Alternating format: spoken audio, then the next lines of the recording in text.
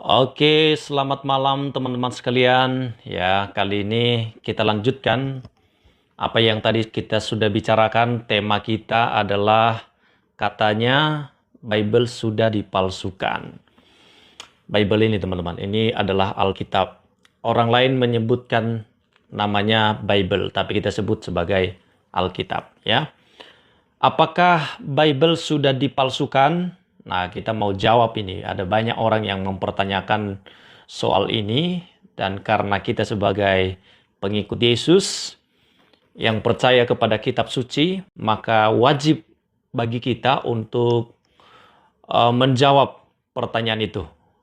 Wajib bagi kita untuk memberikan jawaban, pertanggungjawaban bagi mereka yang mempertanyakan apakah Bible sudah dipalsukan. Nah, teman-teman, Alkitab atau Bible itu bukan sekedar kumpulan tulisan manusia, ya.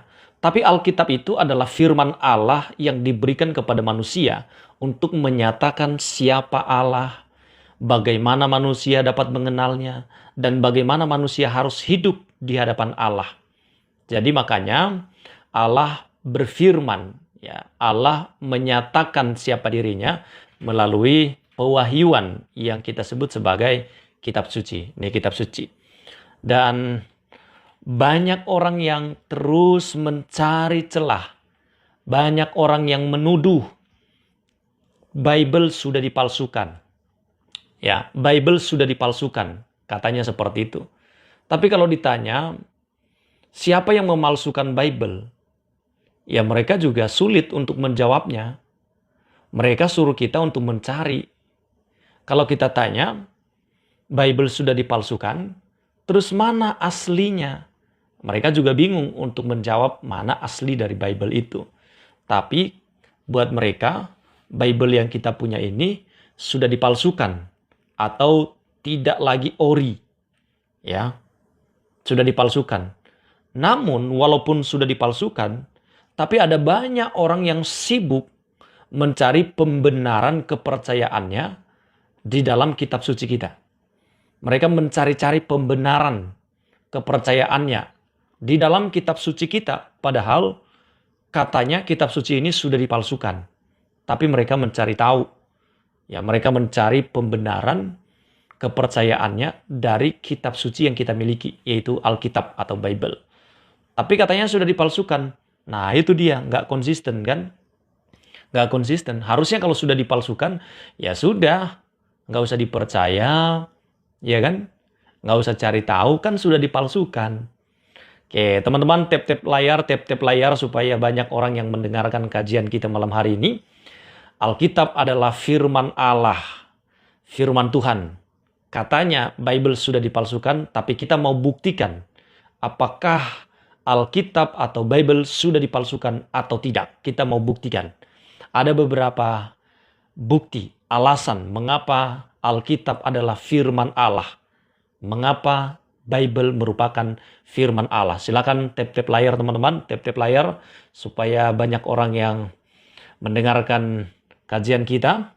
Ya, bagikan live kita ini, share sebanyak-banyaknya. Nah, kalau kita mengatakan bahwa Alkitab adalah firman Tuhan, tentu kita perlu memahami apa dasarnya. Apa dasarnya Alkitab itu merupakan firman Allah? Dasarnya apa?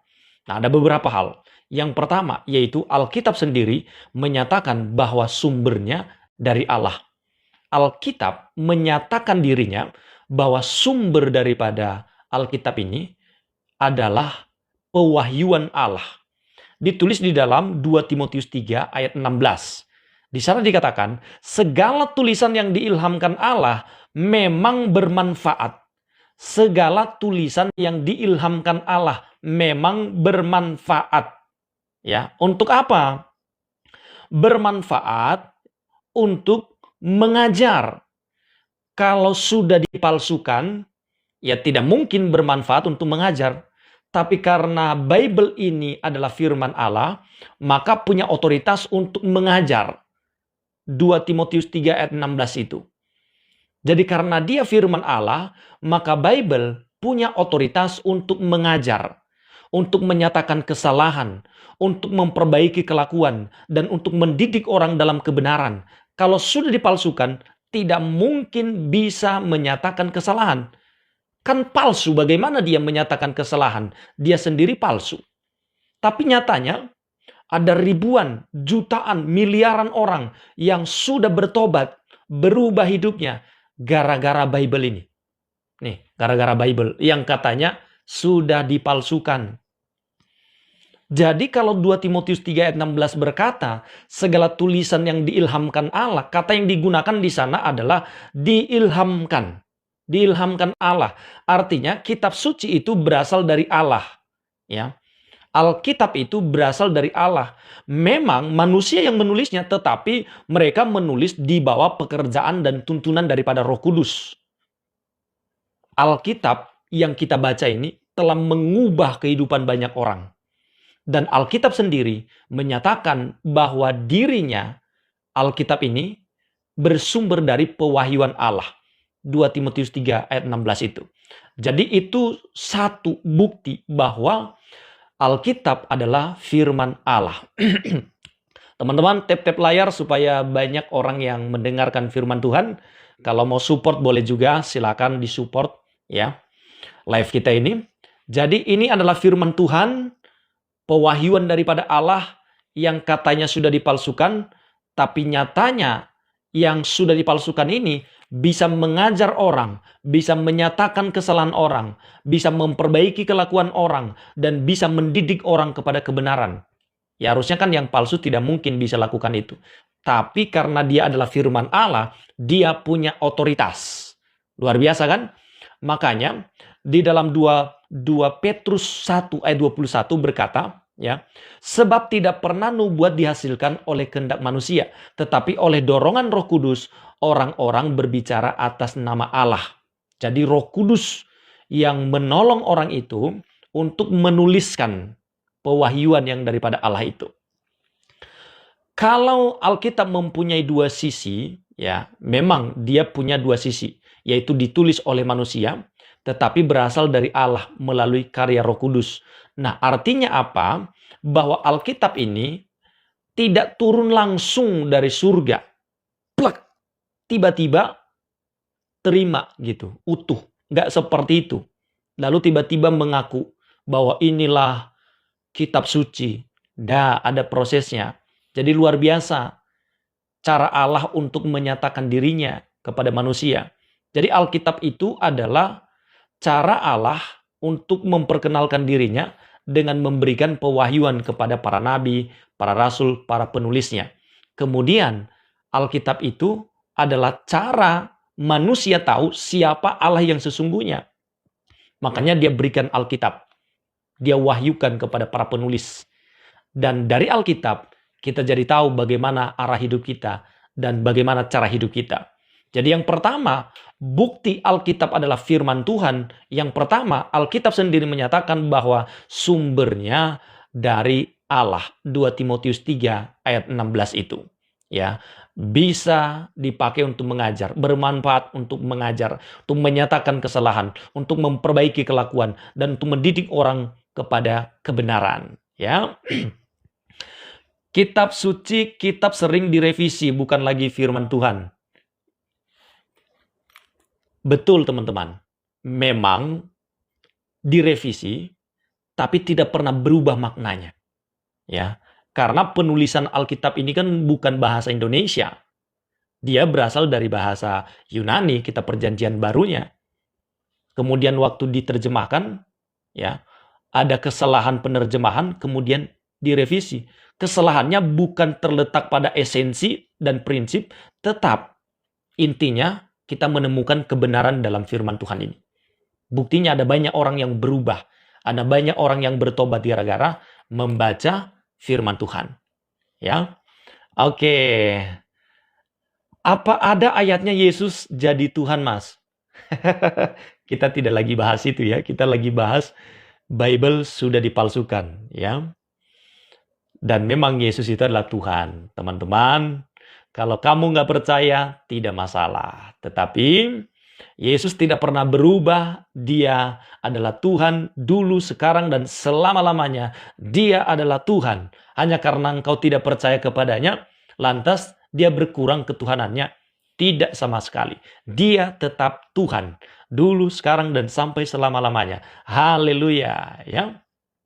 Bahkan nanti dia datang untuk kedua kalinya, menjemput orang-orang percaya dan menghakimi seluruh umat manusia. Seluruh dunia dihakimi. Siapa yang melakukan itu? Yesus Kristus, Tuhan, Raja. Dia menghakimi. Ya.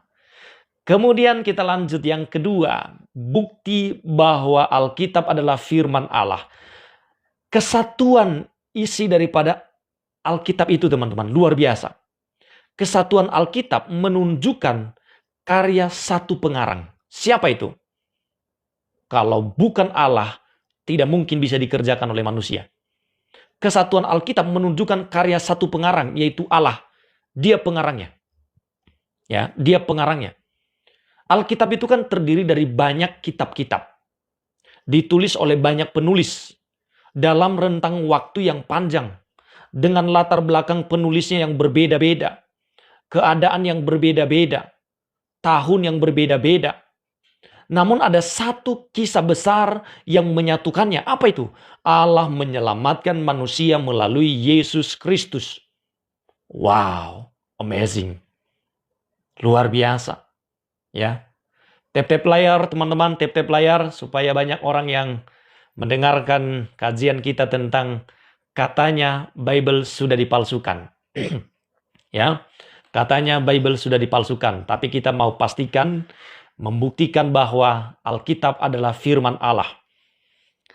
Terdiri dari banyak kitab-kitab, tetapi dalam rentang waktu yang sangat panjang, dengan latar belakang yang berbeda, dengan keadaan yang berbeda, ya. Kita melihat di sana ada satu kisah besar yang menyatukannya. Dari Kejadian sampai Wahyu, itu narasinya menuju kepada satu kisah, yaitu Allah ingin menyelamatkan manusia. Allah menyelamatkan manusia melalui Yesus Kristus.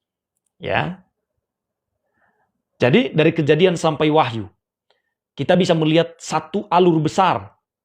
Penciptaan, kejatuhan manusia ke dalam dosa, janji keselamatan, kedatangan Yesus Kristus, karya keselamatannya, dan penggenapan segala sesuatu. Semuanya ada alur ceritanya. Dari Kejadian sampai Wahyu. Wah, karya siapa ini? Gak mungkin manusia bisa mengarang cerita seperti itu kalau bukan Allah yang mengaturnya melalui pewahyuan kepada para nabi, para rasul yang menuliskannya. Manusia dapat menulis buku bersama-sama, teman-teman, tetapi kesatuan pesan Alkitab yang terbentuk sepanjang sejarah menunjukkan karya ilahi yang luar biasa. Kalau saya nulis buku, kemudian saudara tulis buku, bisa berbeda pengertiannya. Berbeda. Tapi lihat Alkitab, penulisnya berbeda. Beda zaman, beda latar belakang. Tapi kesatuan isinya yang menakjubkan, bikin kita kagum. Luar biasa. Katanya Bible sudah dipalsukan. Tapi kenapa begitu mengagumkan? Isinya itu begitu mengagumkan. Kemudian apalagi buktinya? Yang ketiga, nubuat-nubuat Alkitab itu digenapi. Salah satu ciri penting Alkitab itu adanya nubuat yang kemudian digenapi. Dinubuatkan, kemudian digenapi. Ya.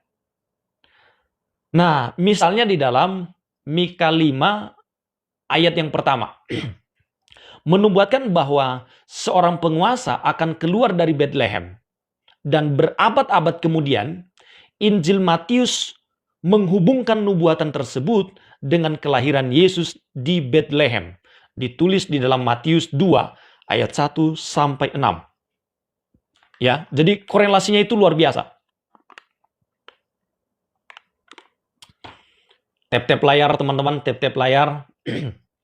Biar makin banyak orang yang diberkati melalui kajian. Katanya Bible sudah dipalsukan. Tapi kita mau buktikan bahwa Bible tidak dipalsukan. Bible murni firman Allah. Bible murni firman Tuhan. Ya, mengajar, menyatakan kesalahan, mendidik orang, membawa orang kepada kebenaran. Ya. Jadi nubuat-nubuat Alkitab itu digenapi, teman-teman. Mika menjelaskan nubuatan bahwa seseorang akan datang, seorang penguasa yang keluar dari Bethlehem, dan kemudian itu digenapi di dalam Matius 2 ayat 1-6, yaitu Yesus Kristus. Dan masih banyak bagian perjanjian lama yang menunjukkan dalam nubuatan itu telah digenapi oleh Yesus Kristus. Ya, mulai dari kelahirannya, penderitaannya, kematiannya, dan kebangkitannya. Semua sudah dinubuatkan dan tergenapi di dalam diri Yesus. Katanya Bible sudah dipalsukan. Tetapi kenapa nubuatan-nubuatan itu tergenapi secara langsung, secara detail di dalam diri Yesus? Seakan-akan para nabi yang menuliskan kitab perjanjian lama itu, mereka sudah tahu apa yang akan terjadi ke depan. Mereka melihat peristiwa apa yang terjadi ke depan. Dan ternyata Yesus menggenapinya. Kok Tuhan mati katanya? Siapa bilang Tuhan mati? Kemanusiaannya yang mati, bos. Bukan ketuhanannya. Tuhan itu kan raja, kedudukan, jabatan, bukan nama.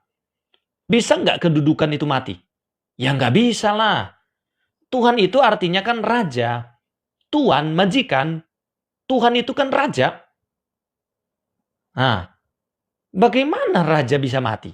Bagaimana bisa kedudukan bisa mati? Yang mati itu kemanusiaan Yesus. Keilahiannya tidak pernah mati. Waktu kemanusiaan Yesus mati, keilahiannya tidak mati. Nah, tuh. Kan Anda nggak paham. Ya. Jadi, ketuhanan itu adalah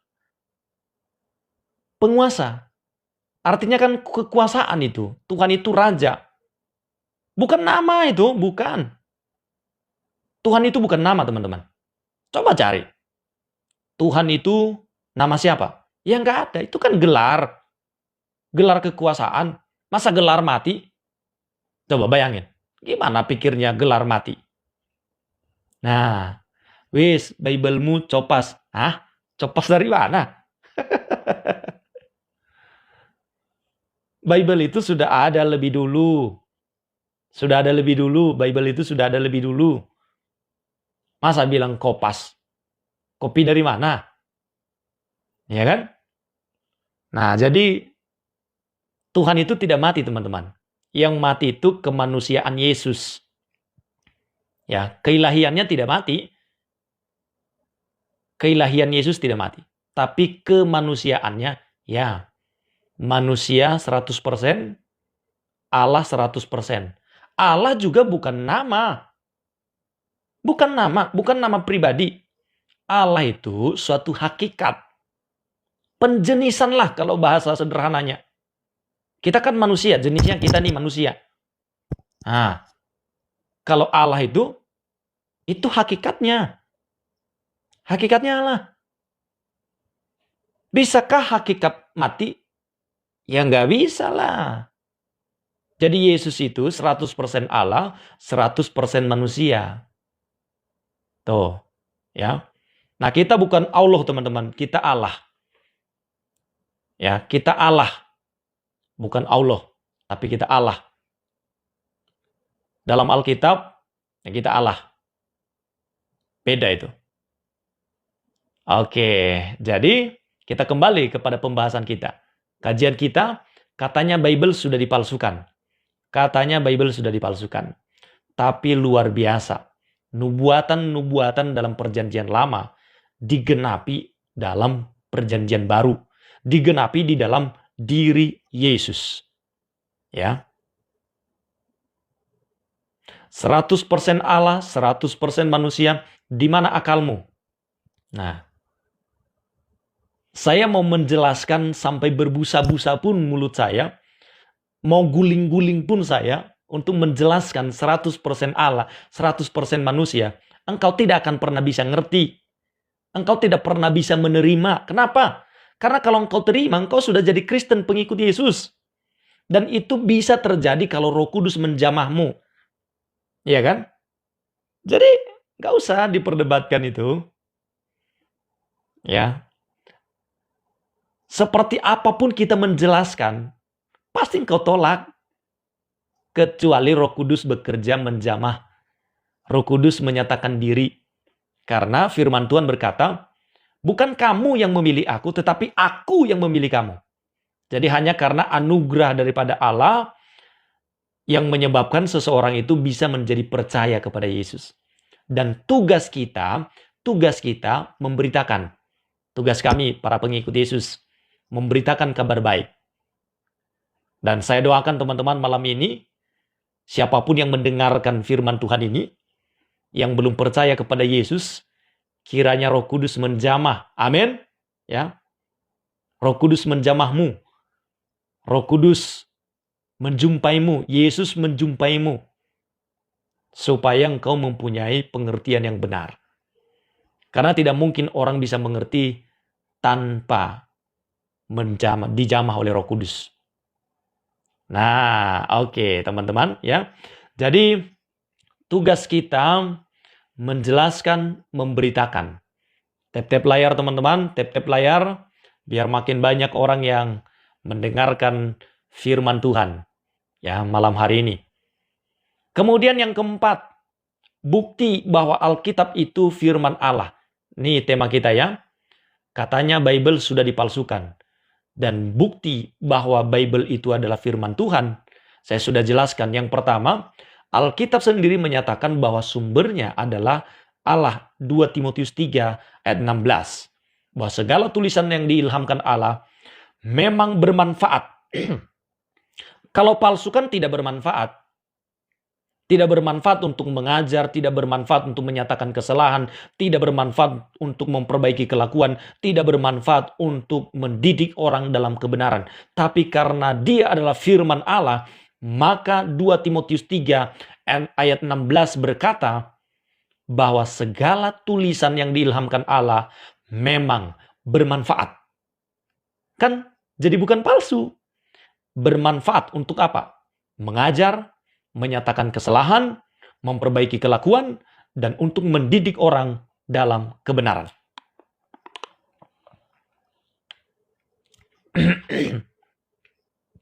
Salam kenal, ya. Salam kenal, salam kenal. Shalom, selamat malam teman-teman. Ya, support live kita ini, tap-tap layar, supaya banyak orang yang mengerti firman Tuhan. Ya, tap-tap layar. Kemudian yang kedua, bukti bahwa firman Allah, Alkitab adalah firman Allah. Kesatuan isinya yang menunjukkan bahwa ada satu pengarang yang agung, yaitu Dia, Allah yang berkuasa itu. Kesatuan isinya itu menakjubkan teman-teman.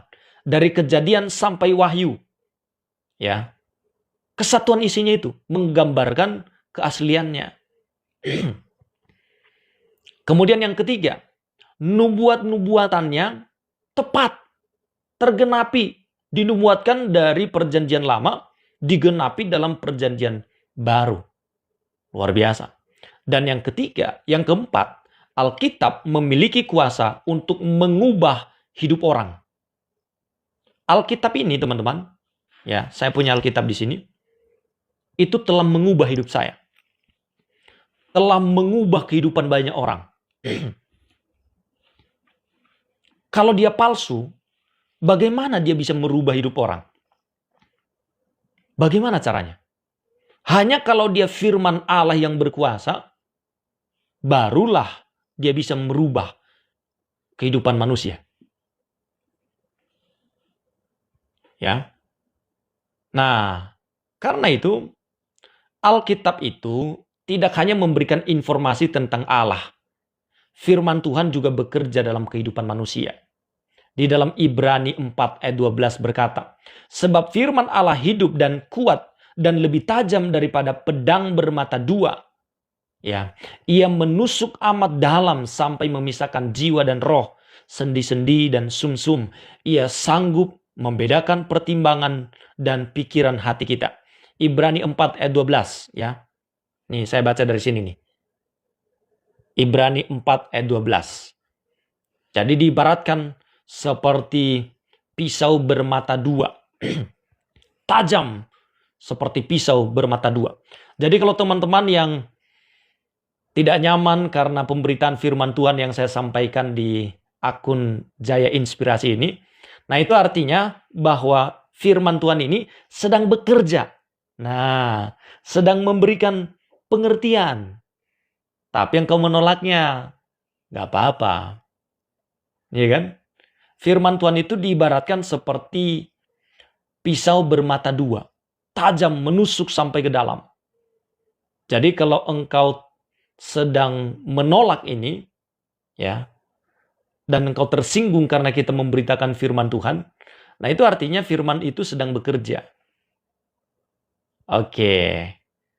Nah, teman-teman, jadi firman Tuhan itu menegur dosa, membuka hati, memberikan pengharapan, membentuk karakter, dan membawa manusia kepada pertobatan serta iman kepada Kristus.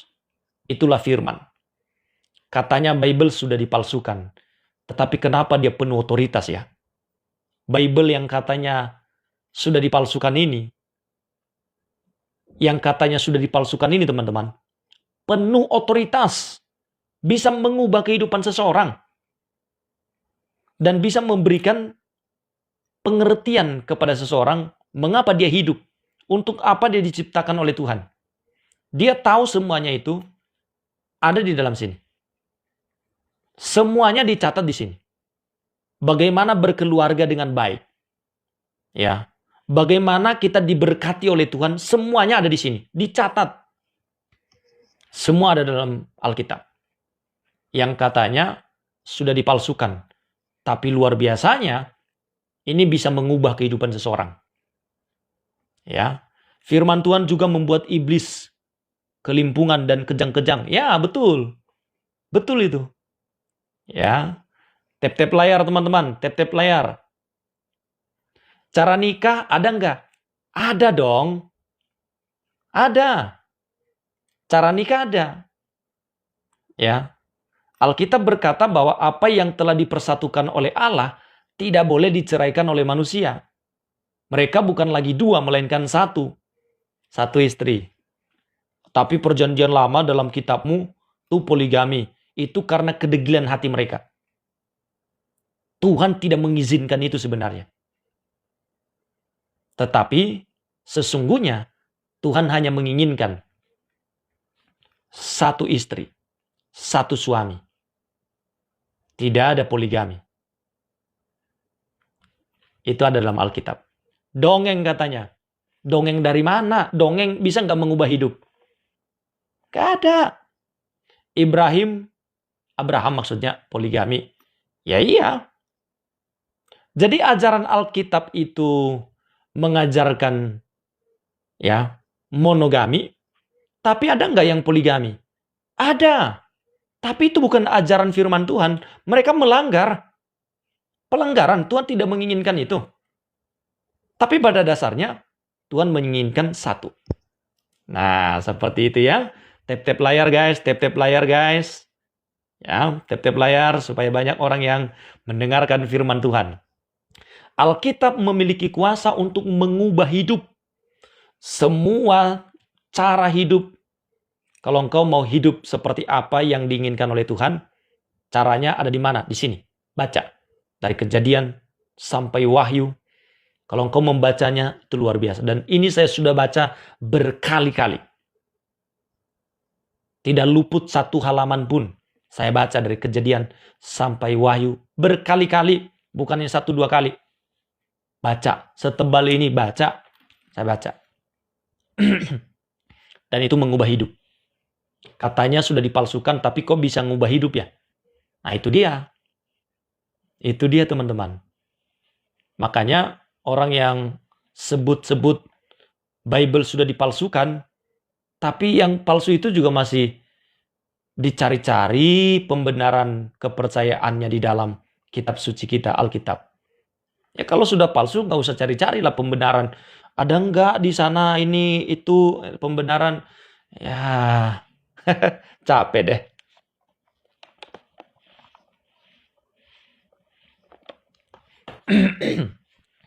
Alkitab memiliki kuasa untuk mengubah hidup. Ya. Kemudian teman-teman, firman Tuhan itu menegur dosa, membuka hati, memberikan pengharapan, membentuk karakter seseorang, dan membawa orang kepada pertobatan serta iman kepada Kristus. Dan jutaan orang sepanjang sejarah mengalami bagaimana firman Tuhan itu mengubah kehidupan mereka. Bukan karena Alkitab adalah buku motivasi biasa, tetapi karena firman Allah hidup dan berkuasa mengubah seseorang. Katanya palsu, kok bisa mengubah? Nah itu dia teman-teman. Itu dia. Tap-tap layar teman-teman. Jadi saya mengajak teman-teman yang belum percaya kepada Yesus sebagai Tuhan dan Juru Selamat, bukalah hatimu. Terimalah dia sebagai Tuhan dan Juru Selamat dalam kehidupan. Maka mulai saat itu juga, engkau akan mengalami ketenangan dalam jiwamu. Karena di dalam Yesus engkau akan menemukan damai sejahtera yang tidak pernah bisa diberikan oleh dunia ini. Hanya ada di dalam dia. Mungkin selama ini engkau gelisah. Ya, engkau gundah gulana. Engkau mengalami ketakutan. Engkau takut akan masa depanmu. Tapi di dalam Yesus ada suatu jaminan. Dia bilang apa? Marilah kepadaku semua yang letih, lesu, dan berbeban berat, aku akan memberikan kelegaan kepadamu. Kalau engkau datang kepadanya, dia memberikan kelegaan, refresh, kesegaran kembali. Karena ketika engkau terima Yesus, engkau berjumpa dengan sang pemilik kehidupan. Engkau berjumpa dengan dia. Pemilik kehidupan, sumber hidup. Ya. Jadi, itu kita bisa temukan di dalam Alkitab. Tap-tap layar teman-teman, tap-tap layar. Kalau mau support boleh, silakan di-support live kita. Kemudian yang kelima, kesaksian utama Alkitab adalah tentang Yesus Kristus. Kesaksian utamanya itu adalah tentang Yesus, tidak ada yang lain. Terima kasih yang sudah support. Terima kasih, Tuhan Yesus memberkati. Pusat Alkitab bukan sekedar manusia. Bukan sekedar moralitas atau aturan agama. Pusatnya adalah Kristus. Yesus sendiri berkata dalam Yohanes 5 ayat 39, kamu menyelidiki kitab-kitab suci, sebab kamu menyangka bahwa olehnya kamu mempunyai hidup yang kekal. Tetapi walaupun kitab-kitab suci itu memberi kesaksian tentang aku. Ya, jadi kitab-kitab suci itu tujuannya memberikan kesaksian tentang Yesus Kristus. Artinya, seluruh kitab suci mengarahkan kita kepada karya Allah dalam Yesus Kristus. Tap-tap layar guys, tap-tap layar. Dan ketika Yesus bangkit, dia menjelaskan kepada murid-muridnya bahwa apa yang tertulis dalam kitab suci mengenai dirinya harus digenapi. Di dalam Lukas 24, ayat 44 sampai 47. Ya. Jadi ketika kita membaca Alkitab, kita bukan hanya sedang membaca sejarah. Kita sedang mendengar kesaksian Allah tentang keselamatan yang dikerjakannya melalui Yesus Kristus. Luar biasa kan? Yang katanya sudah dipalsukan, tetapi sangat berkuasa. Luar biasa. Ya. Nah, itu bukti internal daripada Alkitab sendiri. Dia membuktikan dirinya bahwa dia benar. Dia membuktikan keasliannya, kemurniannya sebagai firman Allah yang hidup, yang berasal daripada Allah sendiri, diwahyukan oleh Allah, yang bisa mengajar, menyatakan kesalahan, memperbaiki kelakuan, mendidik orang dalam kebenaran. Bagaimana yang palsu bisa menyatakan kebenaran? Ya, jadi itu membuktikan bahwa Alkitab kita ini benar, maka dia bisa mengajar orang, bisa menyatakan kesalahan orang, bisa memperbaiki kelakuan orang, bisa mendidik orang dalam kebenaran. Makanya dia disebut sebagai firman Allah, penuh otoritas, bisa mengubah kehidupan seseorang. Kesatuan isi daripada Alkitab itu menunjukkan karya dari satu pengarang, yaitu Allah yang Maha Kuasa. Dan nubuatan-nubuatan yang digenapi dalam Alkitab menunjukkan keaslian daripada kebenarannya sebagai firman Allah. Tergenapi. Semua nubuat-nubuatan yang dinubuatkan dalam kitab Perjanjian Lama digenapi dalam diri Yesus dan digenapi di dalam diri umatnya.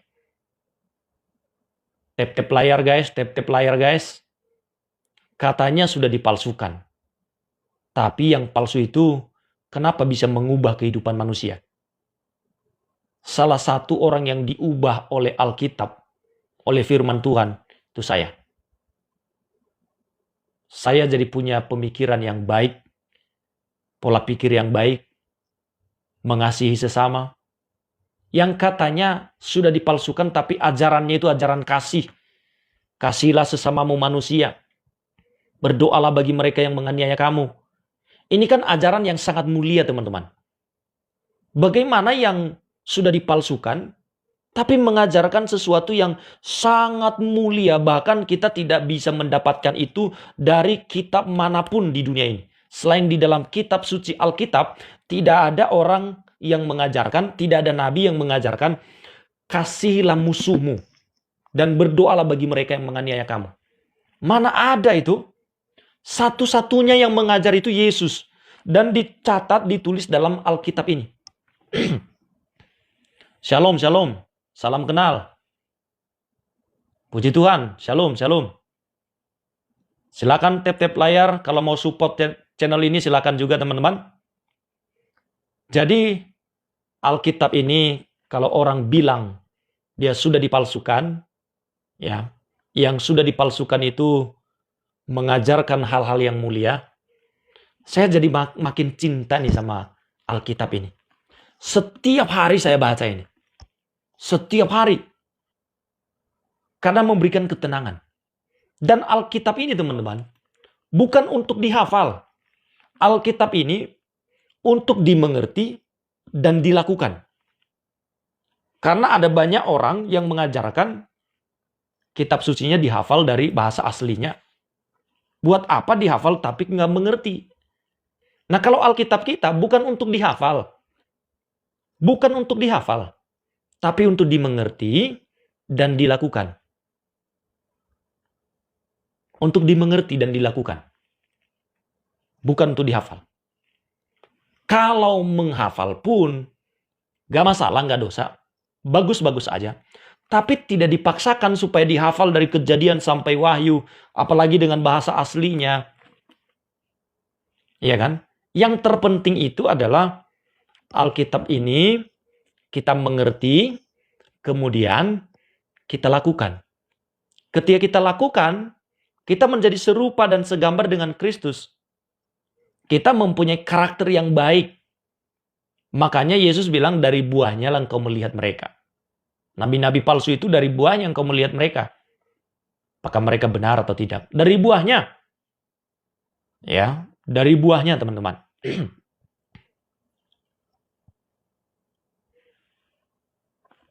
Yang penting tahu bahasa Arabnya. Oh enggak, ini kita bukan bahasa Arab ya. Kalau kita ini teman-teman, kalau dihafal adalah ya ayat-ayat favorit kita hafal. Ya kan? Tapi kalau mau hafal dari Kejadian sampai Wahyu, ya boleh-boleh aja. Tapi intinya bukan di situ. Esensinya bukan di situ. Esensi daripada Alkitab ini, kitab suci firman Allah ini, kita mengerti maknanya, maksudnya dia apa, kemudian kita melakukannya. Dan ketika kita melakukannya, kita semakin cinta sama Tuhan, dan kita semakin mengasihi sesama kita. Hidup kita berdampak kepada orang lain. Keberadaan kita membawa damai. Keberadaan kita membawa kebaikan bagi dunia. Tap-tap layar teman-teman, tap-tap layar.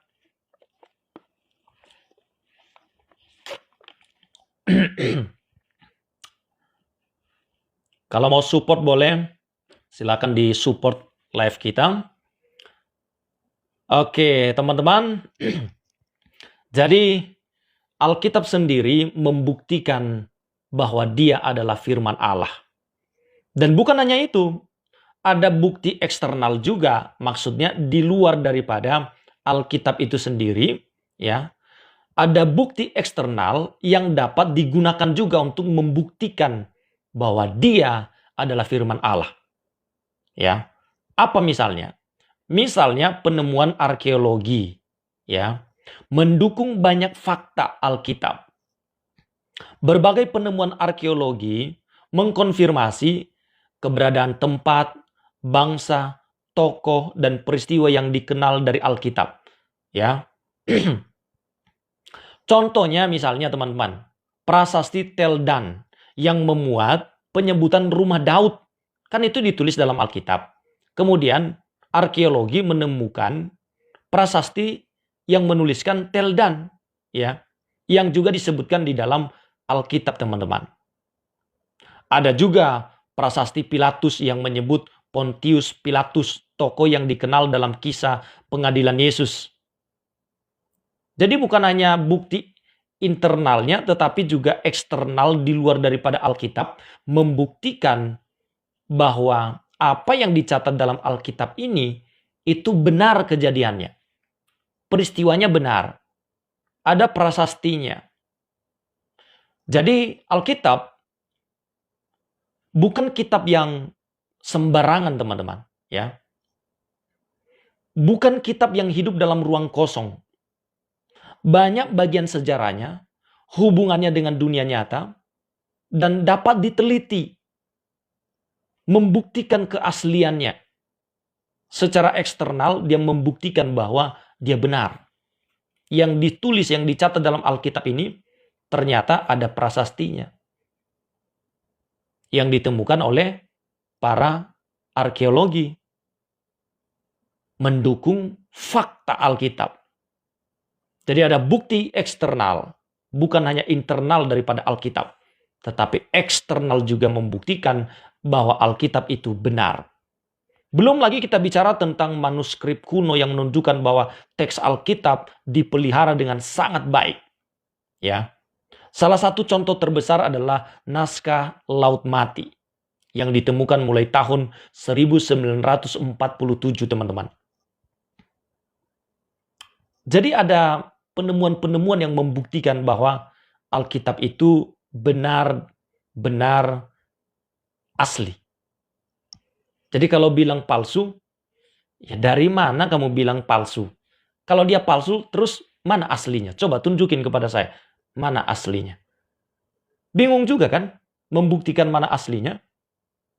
Kalau revisi kan, ya wajar direvisi kalau terjemahannya salah, tidak tepat. Tapi esensinya itu tetap benar. Kan ini kan dari bahasa Yunani, Ibrani, Yunani. Kemudian diterjemahkan dalam bahasa Indonesia. Ada ketidaktepatan, ya. Kemudian direvisi. Tidak masalah.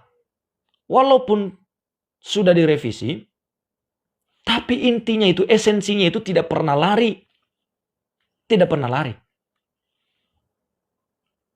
Dan dia tetap menjadi firman yang berotoritas, yang mengubah kehidupan seseorang.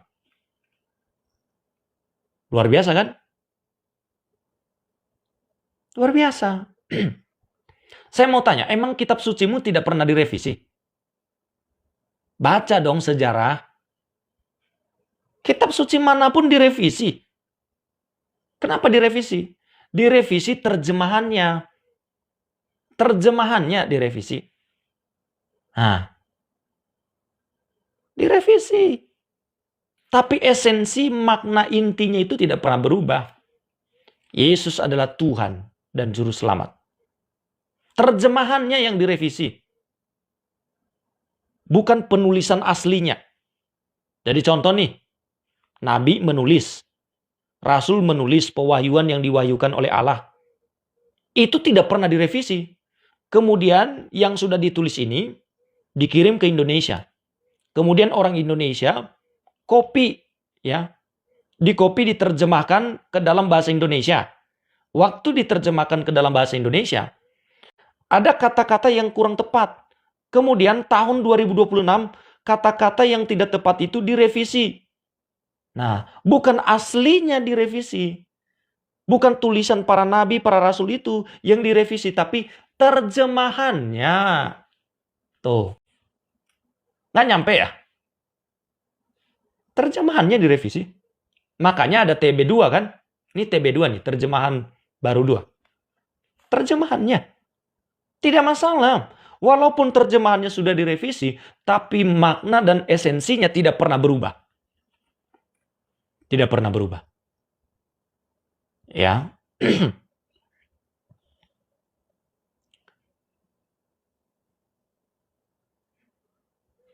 Bible katanya sudah dipalsukan. Tapi kenapa yang sudah dipalsukan itu mengajarkan hal yang begitu mulia? Itu jadi tanda tanya loh itu. Kamu penasaran nggak sih? Penasaran nggak yang katanya sudah dipalsukan, tapi nggak bubarin ibadah orang? Iya kan? Tidak menutup tempat ibadah orang? Penasaran nggak sih? Kenapa yang katanya sudah dipalsukan itu tidak menyuruh umatnya untuk menutup tempat ibadah orang? Nah, ya kan? Sebentar teman-teman, ini baterainya habis ini. Tinggal 5. Coba kita cas. Oke.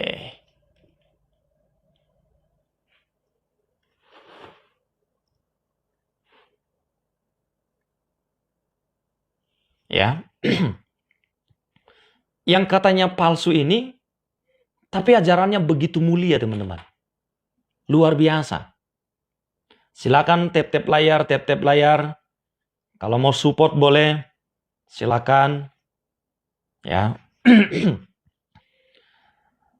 Jadi Alkitab membuktikan keasliannya baik dari dalam dirinya sendiri maupun juga eksternal. Dia membuktikan kebenarannya, keasliannya.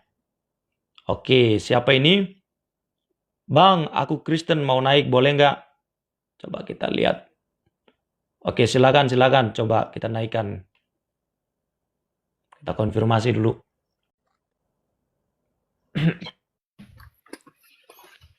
Shalom. Halo, shalom Bang. Selamat malam. Ya, selamat malam. Terima kasih Bang sudah memberikan kesempatan. Dari tadi aku komen. Oke, baik. Oke, Boleh ini Bang. on cam? Bisa? On cam? Oh iya, boleh Bang. Oke. Halo Bang, shalom. Shalom. Ya Bang. Silakan terima mau kasih menanggapi apa ini? Ya Bang, jadi begini. Aku Kristen ya, Kristen Nasrani. Dari makin kesini tuh banyak sekali apologet atau bahkan dari saudara-saudara Muslim yang mencoba untuk berdiskusi atau bahkan berdebat tentang seputaran agama lah ya, tentang Islam dan kekristenan. Dan yang menjadi hal yang jadi buah pikir bagi saya pribadi adalah kalau memang banyak orang Muslim yang bilang begini, seperti tema abang tadi bahwa Alkitab itu telah dipalsukan, gitu ya kan? Ya. Alkitab orang Kristen itu sudah dipalsukan dan sudah direvisi atau sudah diganti kata-katanya dan sebagainya. Tetapi yang menjadi pertanyaan saya, kenapa di dalam kitabnya orang Muslim ada satu, saya sudah lupa itu, tapi itu pasti ada, itu ada dalam ayat di entah itu Al-Quran atau hadis, bilang gini, jika kamu memiliki keraguan terhadap isi Al-Quran ini, datanglah kepada orang yang pernah membaca kitab sebelumnya, yaitu Taurat, Injil, gitu kan. Jadi kalau memang Alkitab itu memang sudah dipalsukan, kenapa justru dalam Al-Quran mengarahkan kepada orang yang membaca Al-Quran untuk bertanya kepada orang yang lebih dulu kitabnya lebih dulu daripada Al-Quran, yaitu Taurat dan Injil, gitu. Menurut abang sendiri bagaimana? Oke Bang, saya tidak mau bahas kitab suci agama lain. Saya fokus saja untuk membahas kitab suci kita. Oke, baik Bang. Terima kasih. Tapi kalau mau memberikan tanggapan silakan boleh. Oke Bang.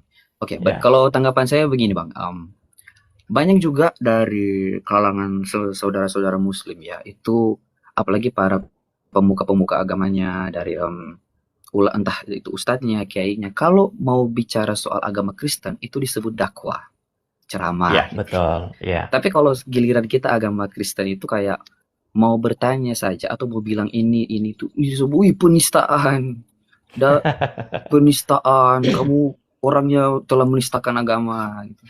Karena kan sebenarnya kita tuh dari agama Kristen saya sebenarnya bisa menanggapi dengan cara yang sama gitu, ya Ya, kan? bisa aja.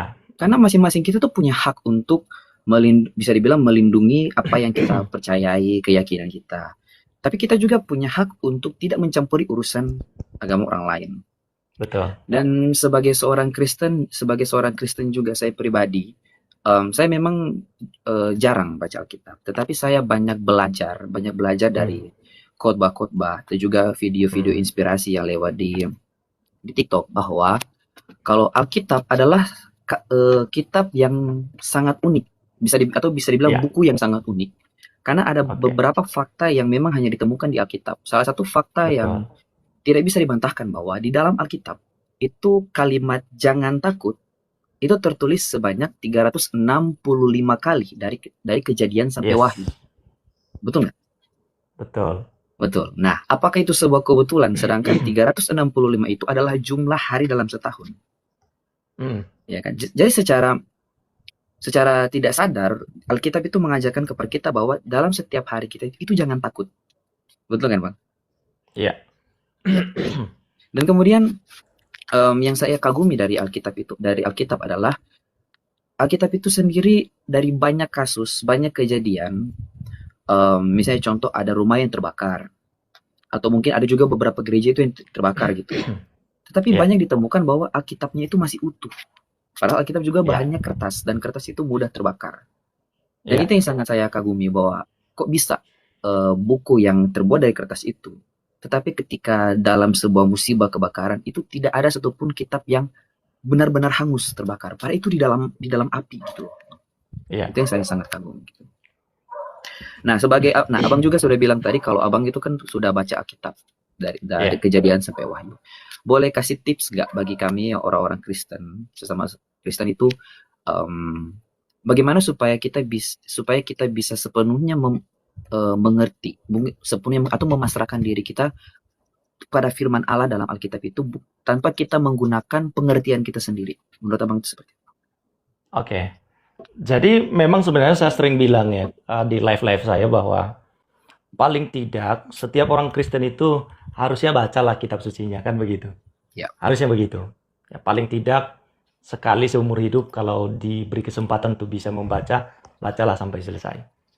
Tapi kalaupun tidak bisa membaca sampai selesai dari Kejadian sampai Wahyu, tapi yang paling terpenting adalah kita mengerti maknanya dan kita melakukannya. Kan begitu ya? Ada banyak orang yang hanya bisa menghafal, tapi kelakuannya tidak baik. Iya, betul sekali. Ya. Tapi yang benar adalah bagaimana kehidupan kita, apa yang sudah kita baca, yang merupakan firman yang kita tahu itu bisa menjadi suatu tindakan yang memberkati banyak orang. Iya, betul. Seperti itu. Ya. Jadi bukan hanya sekedar kita hafal, tetapi tindakan perbuatan kita, kata-kata kita itu bisa memberkati banyak orang. Karena firman yang hidup itu kan diri kita sesungguhnya. Ya kan? Makanya Rasul Paulus bilang kita itu surat yang terbaca. Kalau kita punya Matius, Markus, Lukas, Yohanes, 4 Injil, satu Injil lagi yang tidak tertulis, yaitu diri kita. Iya.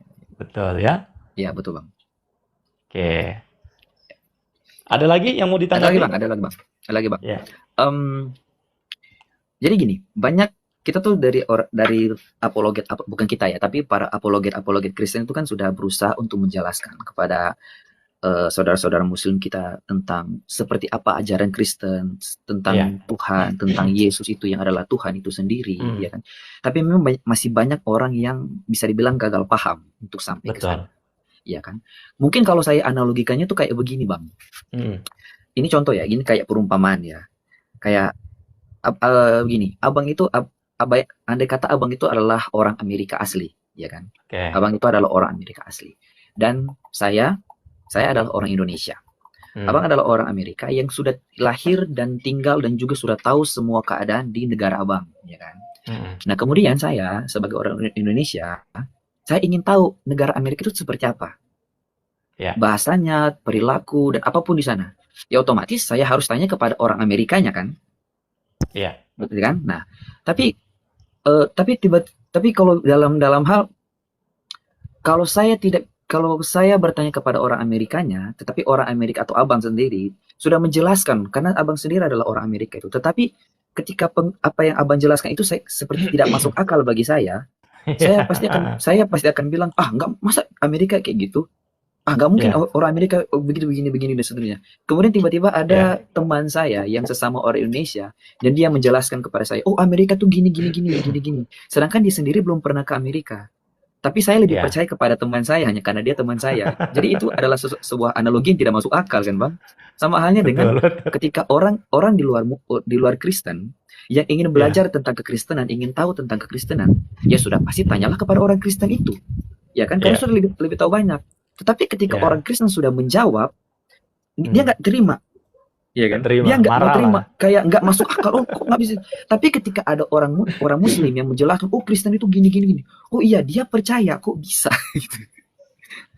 Jadi analoginya kurang lebih seperti itu ya bang. Menurut abang Betul, gimana? betul. Masuk itu, masuk. Ya, Betul ya. kan? Iya Jadi, itu. Jadi ya betul, betul. coba abang tanggapi. Ya, ya. Makanya tadi saya bilang bahwa sebenarnya sehebat apapun kita menjelaskan, sampai mulut kita berbusa-busa gitu ya, kita Betul sekali. berteriak-teriak, ya. Betul sekali. Kalau dia belum dijamah oleh Roh Tuhan, Roh Betul. Kudus, dia belum bisa menerimanya. Iya, Ya, betul. makanya Firman Tuhan kan bilang, bukan kamu yang memilih aku, Tapi tetapi aku yang aku yang memilih memilih kamu. kamu. Kan Iya, betul begitu. sekali. Jadi kecuali Roh Kudus menjamah. Kata-kata yang sederhana pun ketika kita menyampaikan, tapi kalau Roh Kudus sudah bekerja menjamah hati orang itu, kata-kata sederhana itu bisa sangat jelas dan dia ngerti Iya, betul sekali, Bang. kalau Roh Kudus bekerja dalam dirinya. Betul. Makanya Iya, saya bilang, setiap kali saya live, saya berdoa kepada setiap orang yang menolak, saya doakan Anda supaya Roh Kudus menjamahmu. Ya kan? amin. Iya. Supaya Roh Kudus. Saulus ya, yang Ya. mengeraskan hati, Mm-mm. ya, yang membantai orang-orang Kristen. Bukan dia nggak ngerti loh itu, dia kan ahli kitab, Iya, orang Farisi, dia tahu. Iya. Iya. Tapi begitu dia berjumpa dengan Kristus, wah, Dia hidupnya mengalami berubah. perubahan 360 derajat. Betul, ya kan? 180 derajat gitu. Betul. Jadi orang-orang Iya. yang benci Kristen tuh ya, polemikus-polemikus di luar Iya. agama kita itu, menghina, menjelekkan, nggak apa-apa, kita nggak marah. Iya. Tugas kita menyampaikan. Makanya Menyampaikan saya saja. kalau live, saya hanya menyampaikan dan saya tidak singgung kitab suci Oke. mereka. Saya nggak mau bahas juga, malas saya. Iya. Betul sekali. Betul sekali. Saya nggak mau bahas. Iya, Saya betul. fokus membahas Alkitab kita saja. Iya, betul, Bang. Kemudian yang terakhir, ini Ya, terakhir, Bang. Ini seperti terakhir. itu, Bang. Oke, Bang. Beberapa mungkin tahun lalu, kalau tahun lalu atau 2 tahun lalu nggak salah, pernah viral salah satu mualaf, mungkin kalau nggak salah namanya siapa ya? Agustan kalau nggak salah. Oh iya, Terus iya, iya. Ya, pernah viral itu. Abang tahu kan? Dia dulu Betul, betul kalau ya. nggak salah di videonya dia pernah menantang Alkitab, betul nggak? Oh iya, betul. Bahkan di video itu, ini mohon maaf, itu Alkitabnya itu dia taruh di Betul ya. pantatnya Tahu. dan katanya dia Ya. kentutin Alkitab itu sampai dia bilang, saya tantang kalau saya kenapa-napa kenal sudah Sampai ini berapa bulan gitu. itu ya? Dan itu tidak sampai 1 tahun loh. Dan setelah itu dia jatuh sakit. Bahkan dokter saya nggak tahu Betul. sakitnya apa. Hmm, Dan sampai dia meninggal. betul. Apakah itu sebuah kebetulan? Oh tentu tidak. Itulah yang berkaitan dengan tema ya abang, bahwa katanya Alkitab dipalsukan. Tapi kalau memang Alkitab Ya. dipalsukan, kok bisa orang yang Berkuasa. mencobai gitu ya. sesuatu yang palsu katanya Hmm. sampai bisa ke sana gitu. Ya, jadi kayak gimana ya? Wah, luar biasa sekali Alkitab ini. Jadi kalau dari aku sendiri ya bang, sampai kapanpun memang kita mau berapologet, mau kasih Ya. ayat, mau kasih bukti sejarah sekalipun. Tapi Hmm. kalau orang-orang yang memang tidak mau menerima kebenaran itu, ya sampai kapanpun Iya. mereka akan mengeraskan hati.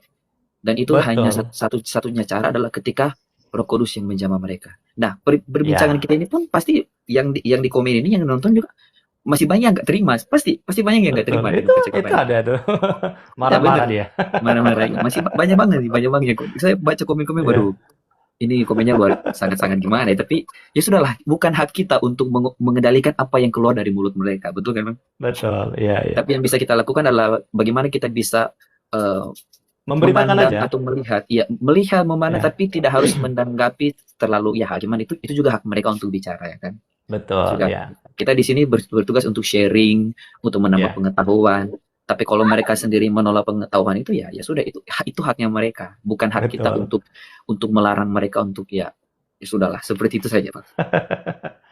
Oke, oke Bang, Ya, terima terima kasih Bang. kasih. Ya, Ini sangat udah memberkati tengah sekali. malam juga, ya. Ya, Salam kenal ya. ya, terima kasih Bang. Semoga Tuhan selalu Ya, memberkati dan Tuhan melimpahkan berkati, puji hikmat, dan Tuhan. supaya Amin. lebih banyak lagi jiwa-jiwa yang terpanggil untuk bisa percaya bahwa Yesus itu adalah satu-satunya Tuhan dan juru selamat yang menyelamatkan semua orang di dunia. Amin, puji Amin. Tuhan. Turun Terima dulu Bang. kasih. Selamat Baik, malam. selamat malam. Ya, shalom. Shalom, shalom, shalom.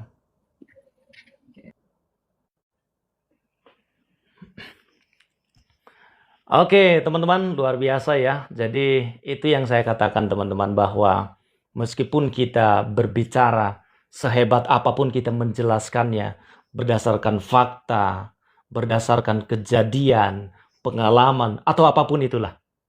Selama dia belum dijamah oleh Roh Kudus, dia menolaknya.